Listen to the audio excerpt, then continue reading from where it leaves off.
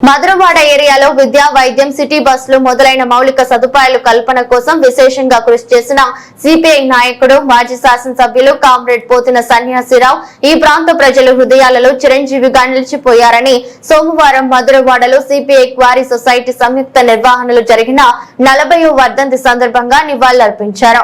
సహకార రంగంలో Madhurawada quarry society స్థాపించి 430 మంది కుటుంబాలకు ప్రత్యక్షంగా పరోక్షంగా ఎందరికో ఉపాధి కల్పనకు మధురవాడలో ఉన్నత పాఠశాల ఏర్పాటు కోసం 2 సార్లు శాసనసభ్యులుగా రహదారులు, పాఠశాలలు, మంచినీరు మొదలైన సౌకర్యాల కల్పనకు కృషి చేశారని కొనియాడారు. సిపిఐ జిల్లా కార్యదర్శి మరుపిల్ల పైడిరాజు అధ్యక్షతన జరిగిన ఈ వర్ధంతి కార్యక్రమంలో ఎండాడ, మధురవాడ మాజీ సర్పంచులు చెన్నాదాసు, కుడితే రామారావు, అఖిలపక్ష పార్టీల నాయకులు పోతున శ్రీనివాసరావు, మొల్లి లక్ష్మణరావు పాల్గొన్నారు.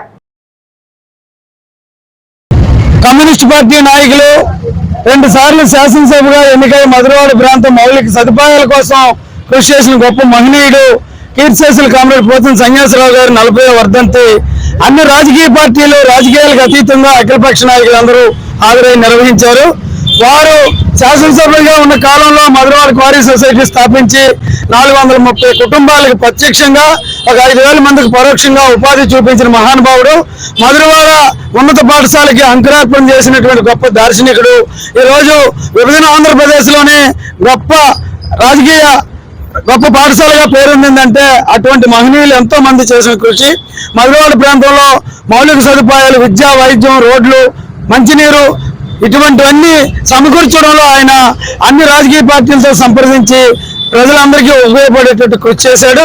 అంతటి మహనీయుడికి రాజకీయాలకు అతీతంగా 40 సంవత్సరాలు గడిచిన నివాళులు అర్పిస్తున్నారంటే ఆయన గొప్పతనం. కమ్యూనిస్ట్ పార్టీ తరఫున మధురవాడ క్వారీ సొసైటీ తరఫున గడిపిన 40 సంవత్సరాలుగా ఈ కార్యక్రమం నిర్వహిస్తున్నాం.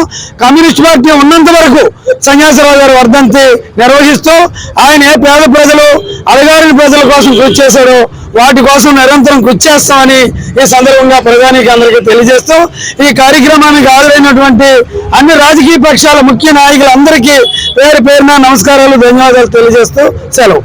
కామ్రేడ్ పోతిన సన్యాసిరావు గారి 40వ వర్ధంతి కార్యక్రమం మధురవాడ సిపిఐ కార్యాలయం ఆధ్వర్యంలో, అలాగే క్వారీ సొసైటీ ఆధ్వర్యంలో చేయడం ఎంతో ఆయన్ని స్మరించుకోవడానికి ఎంతో ఇది నిదర్శనం.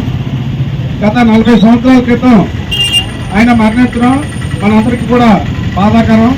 నాకు ముందు మాట్లాడిన పెద్దలందరూ కూడా ఆయన జీవిత విశేషాలన్నీ కూడా చెప్పడం జరిగింది.